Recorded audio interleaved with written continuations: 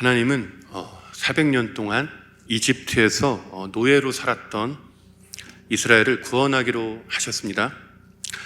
모세를 구원자로 부르세요. 그런데 그때 모세의 나이는 80세였을 때입니다. 인생의 황혼기를 맞아 특별히 광야에서 40년을 양을 쳤기에 그저 그냥 인생의 마무리를 하고 있던 그 모세에게 하나님이 내가 너를 통해 이스라엘을 구원하겠다 말씀하신 겁니다. 그런데 모세가 이 하나님의 말씀을 거절해요. 자신은 이스라엘을 이집트에서 탈출시킬 수 없다고 했습니다. 나는 그럴 능력이 없다고 했어요. 특별히 모세는 자신이 말을 잘 못한다고 했습니다. 출애굽기 4장 10절에 모세는 자신이 본래 말을 잘하지 못하는 자라고 했습니다. 본래부터 입이 뻣뻣하고 혀가 둔한 자라고 했습니다. 내가 말을 잘 못한다라고 지금 이야기하는 거예요. 그러니까 하나님이 나를 보내신다 할지라도 내가 이집트 왕 앞에서 말을 할 수 없다고 한 겁니다. 모세가 입이 뻣뻣하고 혀가 둔한 것이 언제부터였는지 알 수 없습니다. 태어날 때부터 그랬는지 아니면 나이가 든 노인이 되어 그랬는지 알 수 없습니다. 모세는 언어에 문제가 있기에 하나님의 말씀을 따를 수 없다고 했습니다. 나는 능력도 자격도 없다고 했습니다. 그런 모세에게 하나님이 말씀하셨습니다.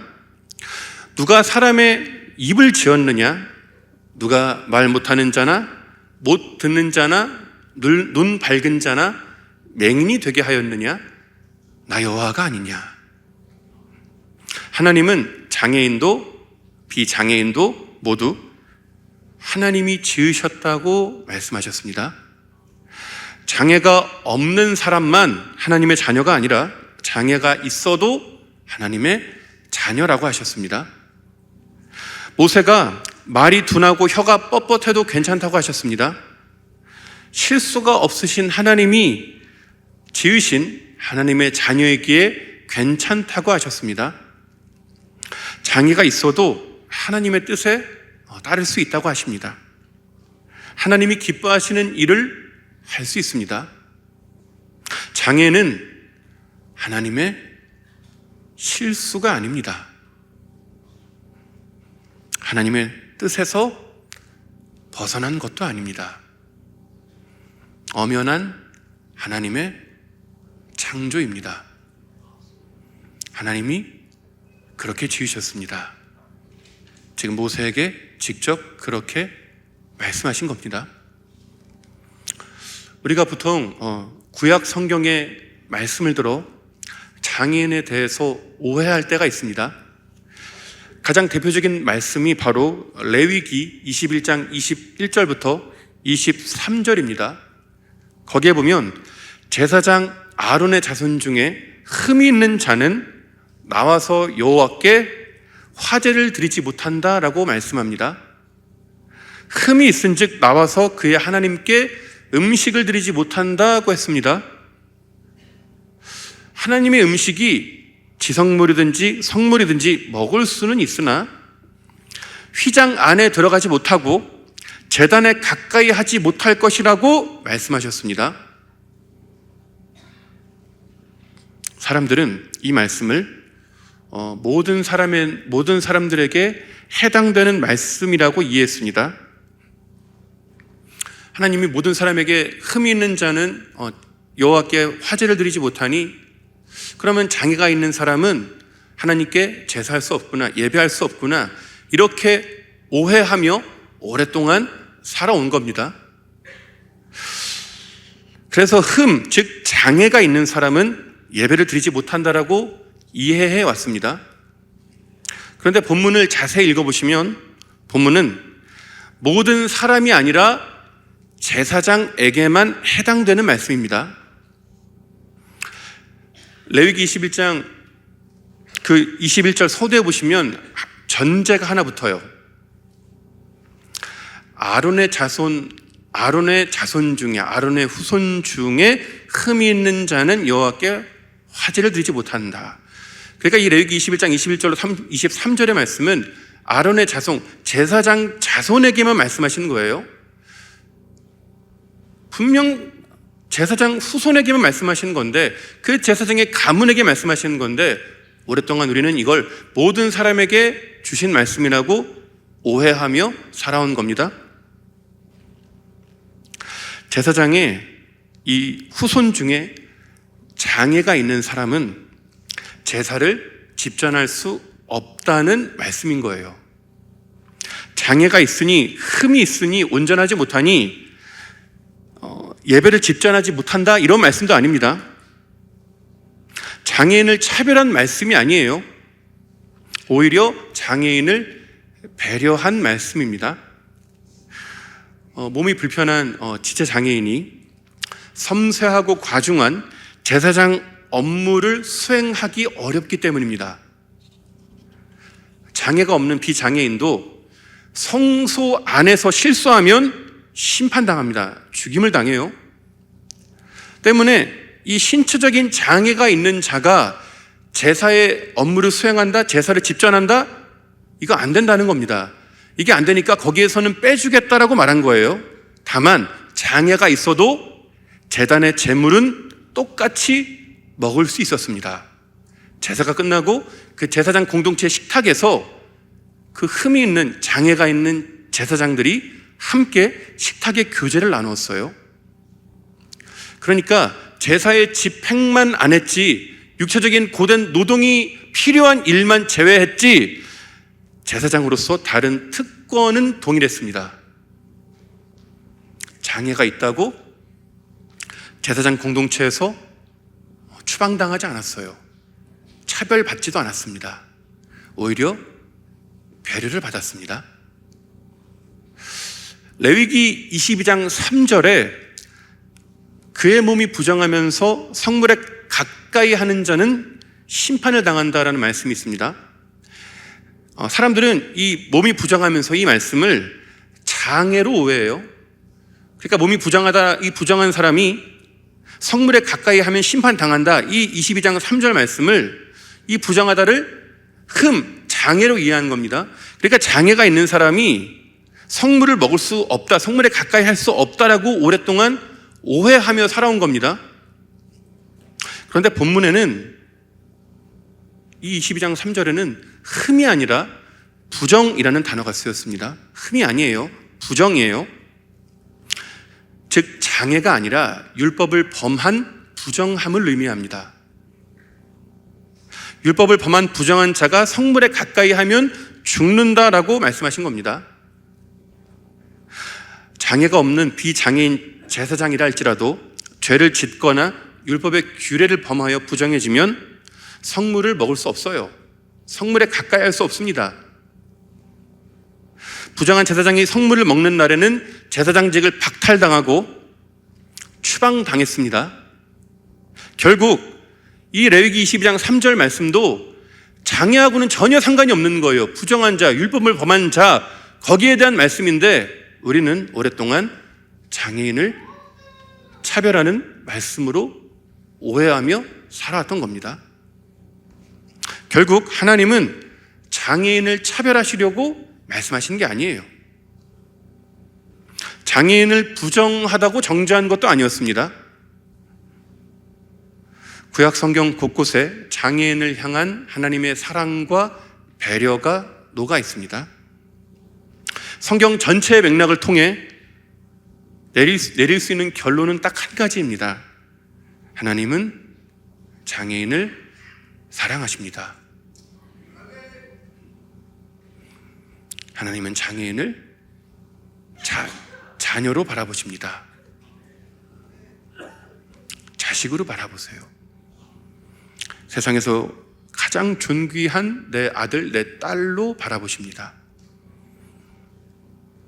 저는 이것을 믿습니다. 성경 말씀을 통해 깨달았습니다.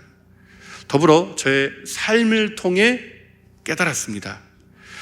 하나님이 장애인을 자녀로 보신다라는 걸 제 삶을 통해 깨달은 이야기를 좀 들려드리겠습니다. 저는 22살에 신학교를 들어갔습니다.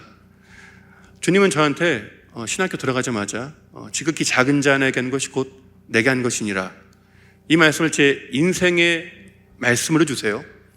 그러면서 노숙인과 장애인들을 위해 살아라라는 마음에 감동을 주십니다. 그때 그 20대 초반부터 노숙인들을 만나기 시작해요. 그리고 장애인 봉사 동아리 들어가서 장애인 봉사를 하고 그 장애인과 함께 하려고 부단히 애를 썼습니다. 그리고 저는 신학대학원을 졸업하고 주일이면 노숙인들이 언제든지 올 수 있는 교회에서 협동으로 사역을 하고 있습니다. 그 노숙인들과 함께 예배드리고 그들에게 복음을 전하고 그곳에서 노숙인과 함께 하면서 복음으로 노숙인들이 변화되는 걸 제 두 눈으로 목도했습니다. 그리고 주중에는 장애인의 자립을 돕는 굿윌스토어, 그 굿윌스토어에서 장애인의 자립을 돕는 사역을 했어요. 저는 거기에서 굉장히 좀 특별한 장애인들을 만났습니다. 너무나도 해맑고 자신감이 넘치는 장애인들을 처음 봤어요. 왜 그런가 해서 봤더니만 장애인이 직업이 있고 자기가 좋아하는 일을 하고 동료들이 있고 월급 받았다고 저축하고 어머니 아버지 생신 선물 사드리고 외식도 시켜드리고 프로축구팀 응원 가고 가수 콘서트 구경 가고, 그러니까 완전 장애인의 삶이 바뀐 걸 제가 그 굿윌스토어에서 본 거예요. 그래서 그 모습이 너무나 좋아서 그게 제가 너무나 행복해서 쉬는 날이 있었지만 쉬지 않고 열심히 일했습니다.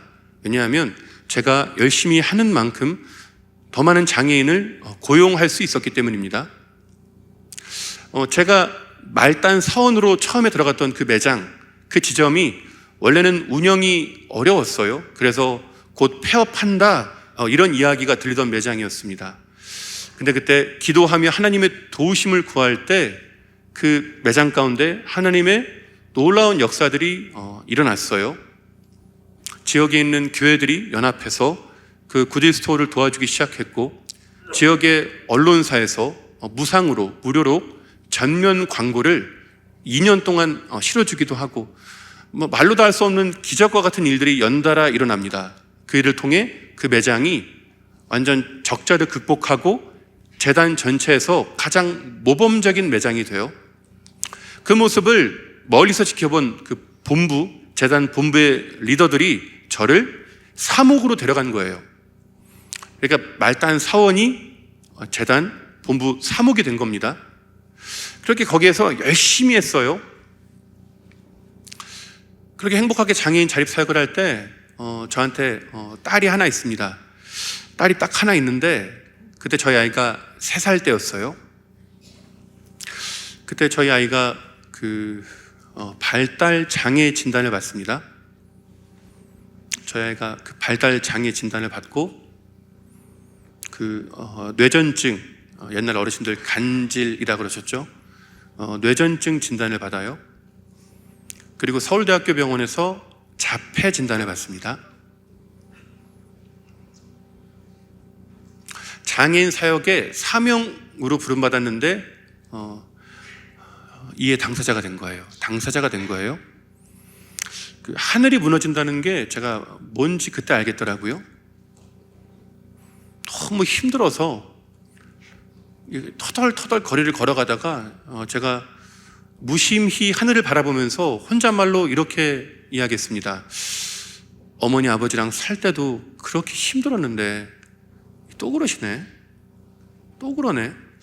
왜 나한테만 그러지? 제가 이렇게 하소연하기도 했습니다. 제가 어머니 아버지랑 살 때 참 쉽지 않은 삶을 살았습니다. 저희 어머니 아버지는 두 분 다 알코올 중독이셨어요.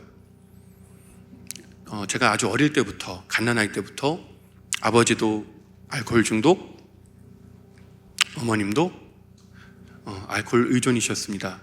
두 분 다 매일 술을 드셨어요. 보통 어떤 집에 알코올 의존증 있으면 아버지가 좀 그러시고 어머님은 좀 반듯하게 서 계시잖아요. 근데 저는 아버지도 어머니도 두 분 다 알코올 의존이셨습니다. 그러니까 의지할 데가 없었어요. 의지할 데가 없더라고요. 제가 기억하는 가장 어린 시절에 저는 술 취해서 길거리에 쓰러져 있는 어머니 아버지 막 찾으러 막 다니던 게 기억이 나요. 한 4살 때인 것 같은데 기억이 납니다. 그러다 보니까 이미 그 초등학교 때 눈물이 말라요. 그러니까 아무리 울어도 소용이 없다는 걸 너무 일찍 깨달아 버린 거예요. 아무리 울어도 봐주는 사람이 없다는 걸 너무 일찍 깨달아 버린 겁니다. 그렇게 방황하다가 고등학교 3학년 때, 고3 때 이 지옥 같은 집을 견딜 자신이 없어서 자퇴합니다. 가출을 해요. 제 인생 첫 번째 퇴학을 당합니다. 그렇게 방황할 때 주님이 저를 찾아오셨어요. 제가 회심을 경험합니다. 예수님의 십자가가 제 마음으로 믿어지는 회심을 경험해요. 그러면서 주님이 저를 주의 종으로 부르셔서 독학으로 검정고시와 수능을 치러서 신학대학교에 들어갑니다. 신학대학교에서 열심히 했어요.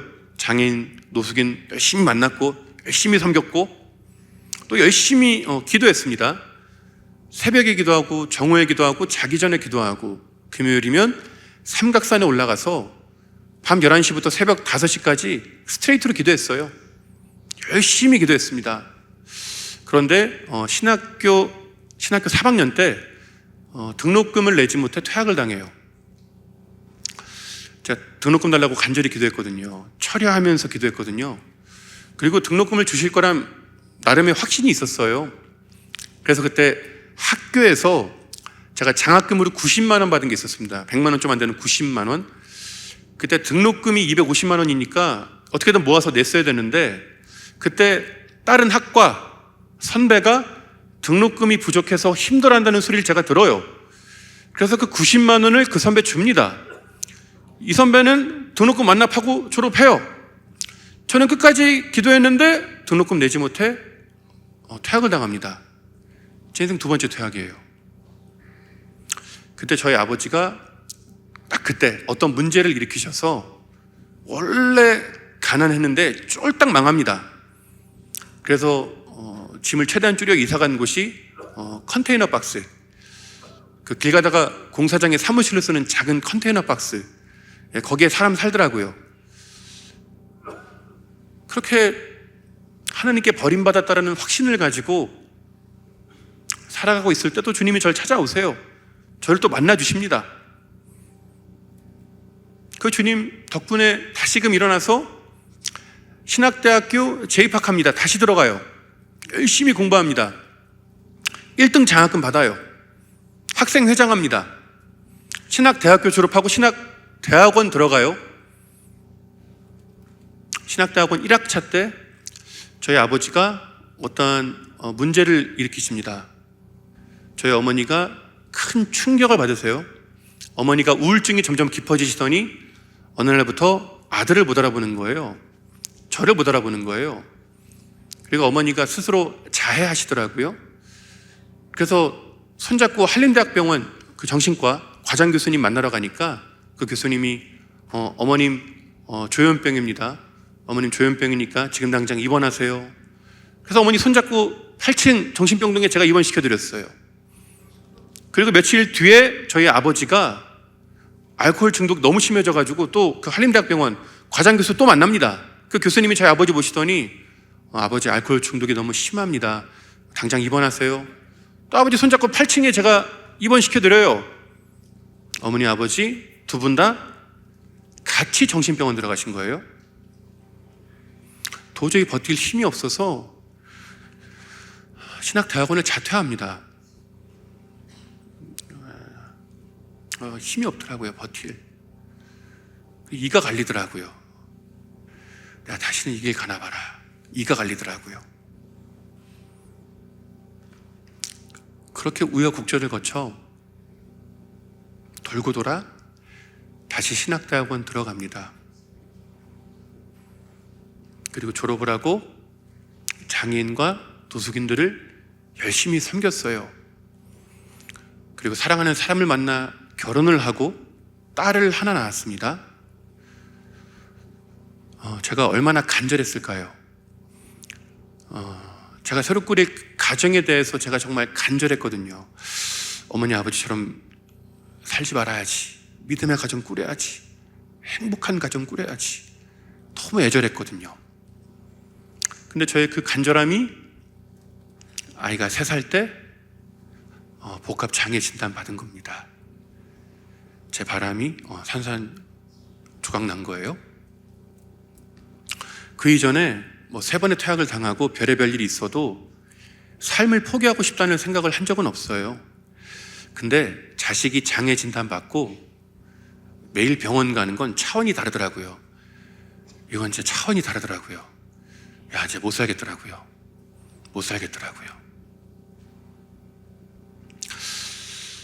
저하고 제 아내가 이제 결혼하고 나서 매일 밤에 기도하고 항상 잤습니다. 그때도 저희 아이 장애 진단서 받아오고 나서 저하고 제 아내가 이제 이 힘든 마음 안고 같이 기도했어요. 근데 하나님이 제 아내 마음에 2가지 감동을 주시더라고요. 며칠간의 간격을 두고 제 아내 마음에 2가지 감동을 주셨습니다. 첫 번째 감동은 이거였어요. 그 밤에 하나님이 제 아내 마음에 하나님이 주신 것 중에 좋지 않은 건 없다. 하나님이 주신 것 중에 좋지 않은 건 없다. 그걸 받고 저하고 이제 아내가 묵상하는 겁니다. 그렇지, 하나님 주신 것 중에 좋지 않은 건 없지. 하나님 좋은 것 주시지. 하나님 우리에게 장애아를 자녀로 주셨지. 하나님 선한 것 주시지. 그리고 며칠 뒤에 2번째 감동이 임합니다. 그 밤에 하나님이 제 아내 마음에 자식의 장애는 부모가 선택한 게 아니라 하나님이 허락하신 거다. 자녀의 장애는 부모가 선택한 게 아니라 하나님이 허락하신 거다. 2번째 감동 주셨습니다. 그러니까 하나님이 제 아내에게 감동 주신 거예요. 네가 선택한 거 아니야. 내가 허락한 거야. 마음이 말씀하신 겁니다. 아마 여기에도 우리 성도님들 중에 발달 장애아를 자녀로 키우시거나 아니면 우리 성도님들 중에 그냥 성도님들이 형제 자매 한 다리만 건너면 발달 장애아를 키우는 가족이 있을 겁니다. 발달 장애아를 키우는 그 어머니 아버지들이 제일 힘든 게 뭔지 아십니까? 일단 발달 장애 아들은 선천적으로 면역이 약해요. 그래서 병원을 자주 갑니다. 그리고 그 재활 치료를 받아야 되기 때문에 병원을 매일 가요. 매일 갑니다. 그리고 우리나라는 발달 장애인의 재활 치료 비용이 의료보험 적용이 안 돼요. 다 비급여입니다. 한 아이당 한 달에 기본 300만 원이 들어가요. 우리나라에서 발달 장애를 낳고 키운다는 건 집에 기둥 뿌리가 뽑힌다는 겁니다. 집이 있던 사람이 전세로 가고 월세로 가는데 그리 오래 걸리지 않아요. 제가 많이 봤습니다. 애 엄마는 이 통제 안 되는 아이 붙들고 하루 종일 전쟁 치르고, 아버지는 직장에서 열심히 일하다가 퇴근하면 저녁에 집에 오나요? 못 들어와요. 어딜 들어와요? 병원비 벌러 나가야지. 쿠팡 뛰러 갑니다. 대리 뛰러 가요. 그러니까 이게 사는 게 아닌 겁니다. 이게 제가 지금 굉장히 극단적인 예를 드시는 것 같죠? 아닙니다. 발달 장애인 가정의 지극히 평범한 일상입니다. 다 그렇게 살아요. 이거 힘들거든요. 근데 그 발달 장애를 키우는 부모님, 특별히 어머님을 가장 힘들게 하는 건 따로 있습니다. 따로 있어요. 그건 바로 죄책감입니다. 죄책감이에요. 자책감이에요. 나 때문에 이렇게 됐구나. 나 때문에 내 자식이 장애인 됐구나. 나 때문에 내 새끼가 장애인으로 태어났구나. 이 죄책감이 가장 힘듭니다. 이 죄책감을 평생 끌어안고 살아요. 병원에서 의사가 이거 어머니 아버지랑 유전적으로 아무 연관 없습니다. 어머님 잘못 아니에요. 의사가 백날 이야기해도 소용없습니다. 소용없어요. 그 어머니는 그 죄책감을 평생 이고 살아갑니다. 이게 제일 힘들어요. 이게 제일 힘듭니다. 이게 사람 피를 말려요. 숨을 못 쉬게 합니다. 사람을 말려 죽여요. 근데 하나님이 당사자인 제 아내에게 마음에 감동 주신 겁니다. 네가 선택한 거 아니야. 내가 허락한 거야. 네 잘못이 아니야. 내가 허락한 거야. 뜻이 있어. 섭리가 있어. 괜찮아. 마음에 감동 주신 겁니다. 당시에 저희가 아이의 장애 진단을 도저히 받아들일 수 없어서 이 명치에 돌덩어리가 하나 있었거든요. 이게 꽉 막혀서 저희가 숨을 못 쉬었거든요. 근데 그 두 번째 감동이 임하는 순간 이게 쑥 내려가더라고요. 꽉 막힌 게 쑥 내려가더라고요. 소화가 되더라고요. 이해가 되더라고요. 납득이 되더라고요.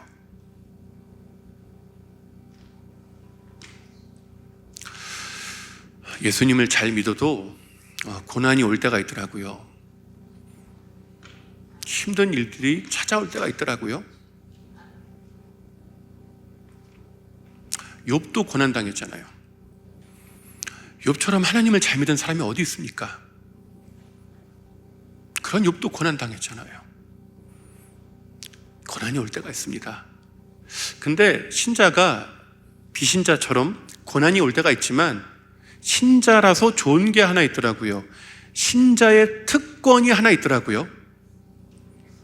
신자는 고난을 받는데 해석된 고난을 받거나 해석이 될 고난을 받아요. 하나님이 고난을 해석해 주십니다. 고난 가운데 담긴 뜻과 섭리를 깨닫게 하세요. 그게 감동이 임하면 하나님이 해석해 주시면 소화가 됩니다. 받아들일 수 있어요. 눈이 밝아집니다. 숨이 쉬어져요. 감동이 임하기 전엔 하나님이 나한테 고난 폭탄 던져주고 저 멀리 가신 줄 알았거든요. 근데 감동이 임하는 순간 직감합니다. 직감해요. 아, 내가 당하는 고난은 철저히 하나님의 통제하에 있구나. 내가 당하는 고난은 철저히 하나님의 손 안에 있구나. 직감합니다. 내가 고난당할 때 하나님이 가장 멀리 있다고 느껴지는 그 순간이 실상은 하나님이 내 곁에 가장 가까이 계신 순간이라는 걸 직감해요. 하나님이 도저히 보이지도 믿기지도 잡히지도 않을 그 순간이 실상은 그 어떤 때보다 하나님이 내 곁에 가장 가까이 계신 순간이라는 걸 직감합니다. 그러니까 숨이 쉬어지는 거예요. 그러니까 숨이 쉬어지는 겁니다. 나 혼자인 줄 알았는데 내가 혼자가 아닌 걸 아는 거예요.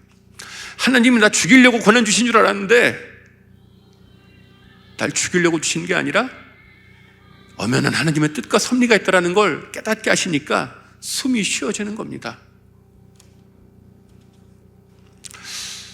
아마 여기 계신 우리 성도님들도 이 명치에 돌덩어리 하나씩 다 이고 사실 겁니다. 바라기는 하나님이 오늘 성도님들의 마음에 감동 주시기 원합니다. 마음에 깨닫게 하시기 원합니다.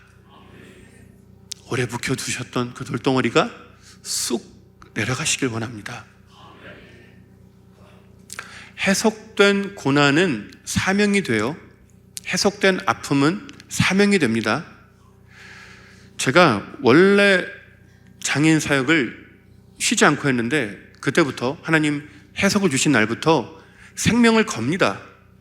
왜냐하면 제가 잘해야 저희 딸 아이가 자라서 맞이할 세상이 바뀌거든요. 저희 딸이 장애인에 대한 편견이 없는 세상을 맞이할 수 있거든요. 그래서 그때부터 정말 모든 걸 바쳐서 합니다. 근데 때마침 그때 하나님이 저한테 1만 장애인 파송 운동이란 비전 주세요. 한국교회 10%만, 10교회 중에 한 교회만 그 구딜 스토어나 장애인 자립기관에 그 사용하지 않는 물품을 보내거나 후원금을 보내거나 그곳을 방문할 때 10,000명의 장애인이 일을 하겠더라고요. 한국교회 10%만 이 기관에 동역해주면 10,000명의 장애인이 자립하겠더라고요. 10,000명의 장애인이 자립한다는 건 10,000명의 어머님이 산다는 겁니다. 10,000명의 어머님의 가슴에 한이 풀린다는 거예요. 10,000 가정이 살아나는 겁니다. 더불어 그 10,000명이 일할 구두 스토어가 방방곡곡에 생기면 거기를 비장애인 고객들이, 기증자들이 드나들 거 아닙니까? 그러면 드나들면서 자연스럽게 장애인에 대한 편견이 깨집니다. 왜냐하면 장애에 대한 편견을 깨뜨리는 가장 빠르고 강력하고 확실한 건 만남이에요. 만남입니다. 만나면 아무렇지 않아요. 10,000명의 장애인의 자립이 수백만, 1,000만 단위의 비장애인의 편견 해소로 이어지는 겁니다. 그 비전을 저한테 주시는 거예요. 근데 그때부터 놀라운 일들이 일어납니다. 교회들에서 저를 막 설교자로 불러주기 시작해요. 제가 큰 교회 목사 아니거든요. 유명한 목사가 아니거든요. 근데 교회들에서 저를 막 설교자로 막 불러주는 거예요. 그리고 제 인생 첫 번째 책, 작은 자의 하나님이란 책을 출간합니다. 근데 그 책이 나온 지 한 달 만에 1쇄가 다 나가요. 베스트셀러 순위에 올라갑니다. 그 책의 결말이 1만 장애인 파송운동이에요. 장애인과 비장애인이 함께 살아가는 세상에 청사진을 그렸습니다.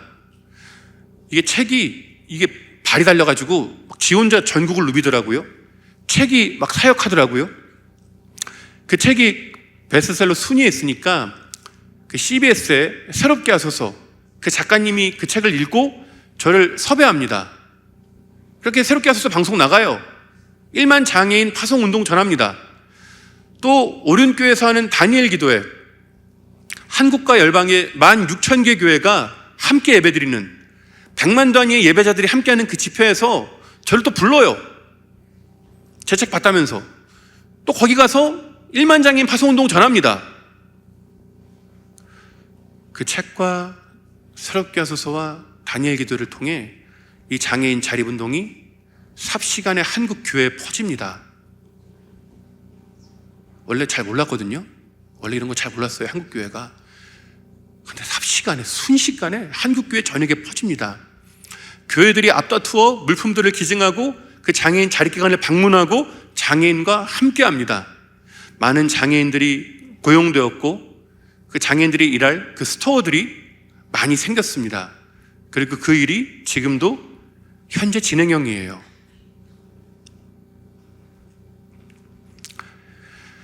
장애인을 사랑하신 하나님이 친히 그 자식들을 살리시는 일을 행하신 겁니다. 그 누구도 예상하지도 상상하지도 못했던 놀라운 일을 하나님이 친히 펼치신 겁니다.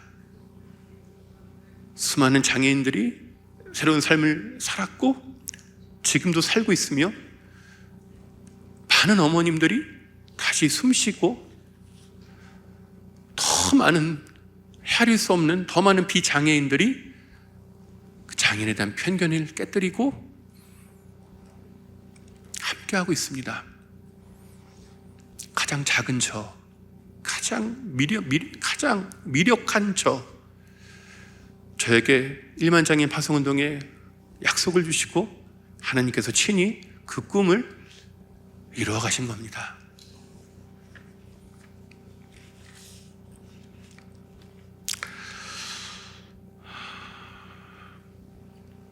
혹시 장애아를 자녀로 키우십니까? 가족 중에 장애인이 있으십니까? 죄책감으로 힘겨운 나날을 지내십니까? 예수님 분명히 말씀하셨습니다. 예수님 말씀하셨어요. 날 때부터 보지 못했던 시각 장애인을 바라보시며 그의 부모의 죄 때문이 아니라고 하셨습니다. 그 부모의 죄 때문에, 자신의 죄 때문에 장애를 가진 게 아니라고 분명히 말씀하셨습니다. 오히려 그 시각 장애인을 통해 하나님의 행하실 일이 있다고 하셨습니다.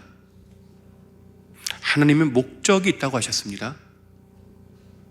장애인도 비장애인들과 똑같이 하나님의 목적을 지닌 존재입니다.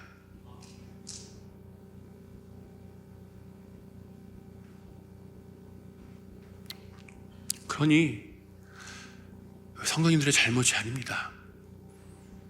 잘못이 아니에요. 하나님이 엄연한 목적을 가지고 지으신 하나님의 창조요, 하나님의 자식인 겁니다. 제사장 아론의 자손 중에도 장애인이 있었습니다.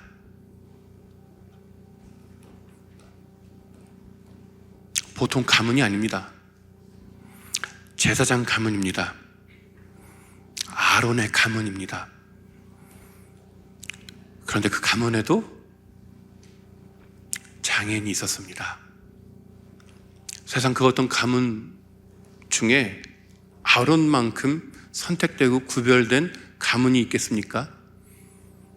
세상 그 어떤 가문보다 택함받고 고귀한 그 제사장 가문, 그 가문에도 장애인이 있었습니다. 그래서 성도님들의 죄가 아니에요. 성도님들의 잘못이 아닙니다.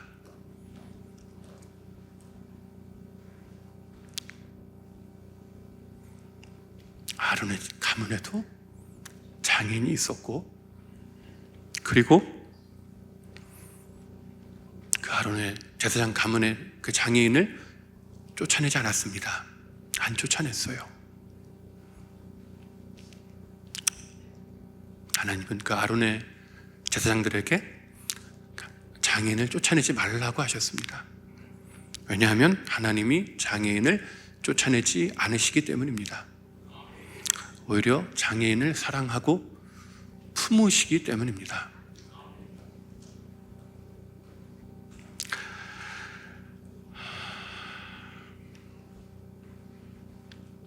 말씀의 결론입니다.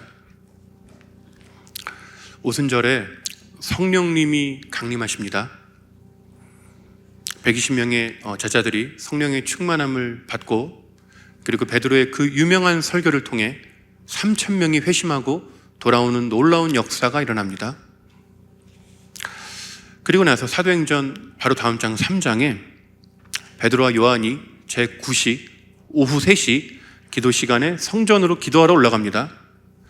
그 성전 미문, 아름다운 문이라고 불리는 문 앞에는 한 장애인이 있었어요. 그 사람은 걷지 못하는 장애인으로서 평생 거기서 구걸했습니다. 베드로와 요한이 지나가니까 이 장애인이 구걸하는 거예요.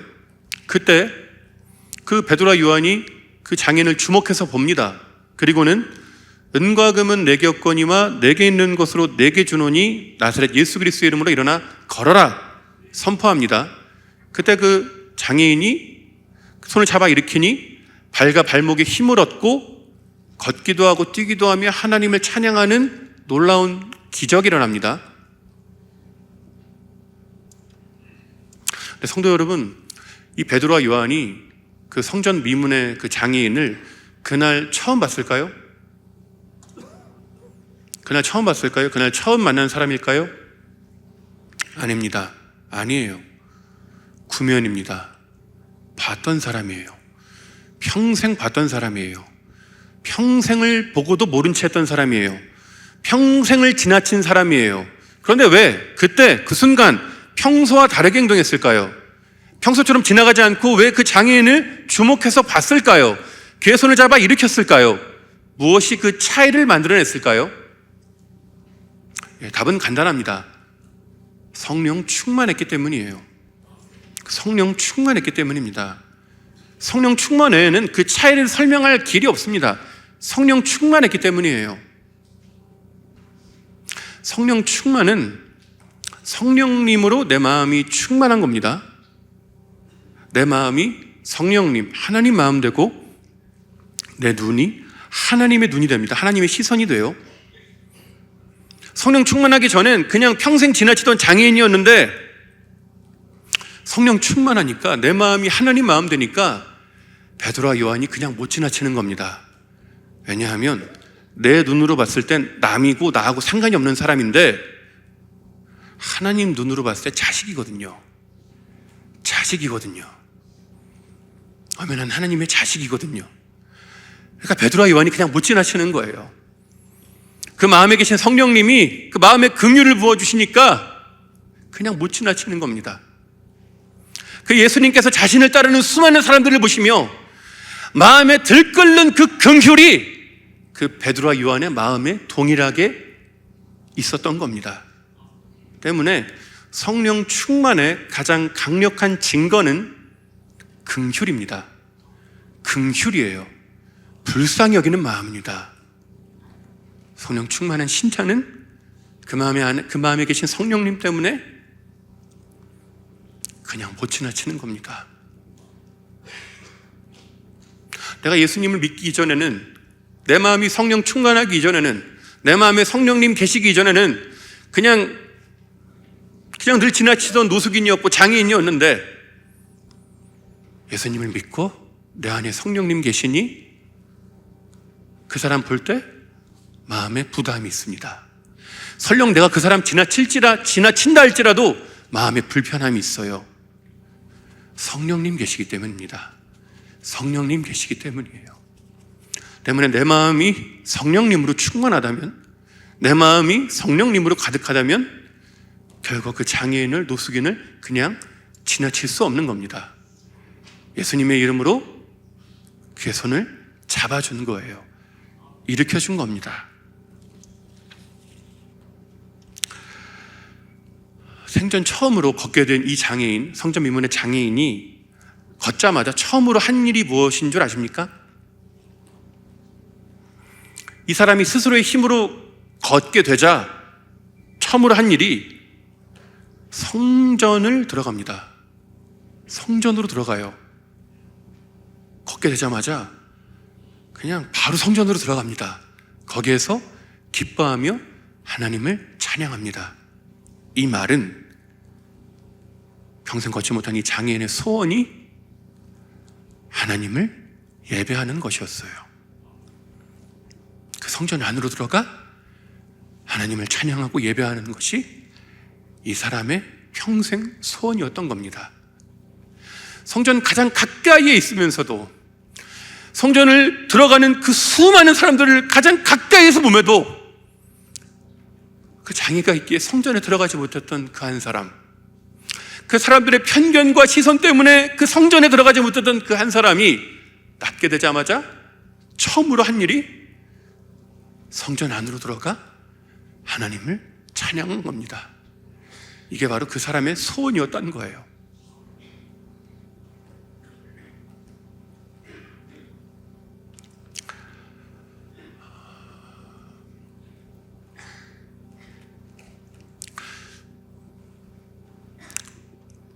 제가 여러 교회를 다니지만 장애인 주일이라고 지키는 교회는 많지 않습니다. 10%, 5%가 채 안 되는 것 같아요. 그런 의미에서 이 장애인 주일을 이렇게 지켜주시고 또 이 장애를 가진 사람들과 함께 한 몸을 이루어 이렇게 함께 살아가시는, 사역하시는 우리 사직동교회 우리 성도님들을 하나님이 기뻐하시리라 믿습니다. 하나님이 너무나 흡족히 여기시리라 믿습니다. 그럼에도 불구하고 여전히 교회 가까이에 있으면서, 교회 바로 옆에 살면서 교회에 오고 싶어도 올 수 없는 장애를 가진 사람들이 너무도 많습니다. 지천에 가득합니다.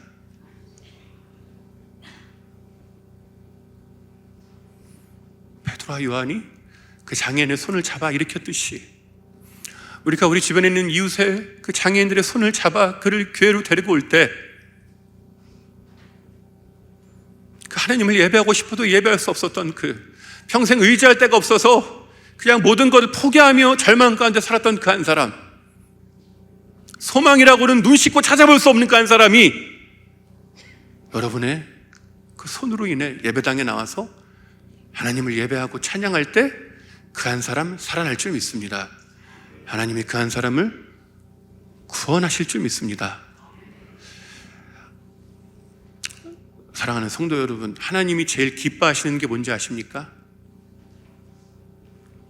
우리가 보통 자식을 낳고 키우다 보면 누가 나한테 잘해주는 것보다 내 자식한테 잘해주면 그렇게 고맙잖아요.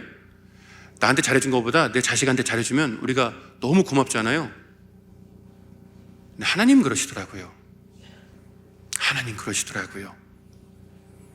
세상에서 버림받았지만 엄연히 하나님의 자식들인 그 사람, 그 자녀를 가진 사람, 그 사람 잘해줄 때, 그 사람 손잡아줄 때 하나님 고마워하시더라고요. 하나님 고마워하시더라고요. 하나님 기뻐하시더라고요. 하나님이 저한테 고마워하시더라고요.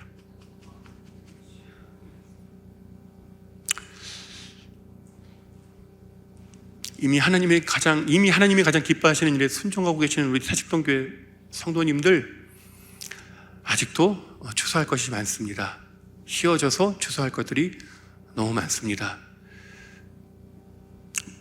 마음에 계신 성령님 의지하심으로, 장애인들에게 다가가심으로 그 하나님의 소원을 이루어 드리시는, 그 하나님의 마음을 시원하게 해드리는, 하나님께 기쁨이 되어드리는 우리 성도님들 되시길 예수님의 이름으로 축원합니다.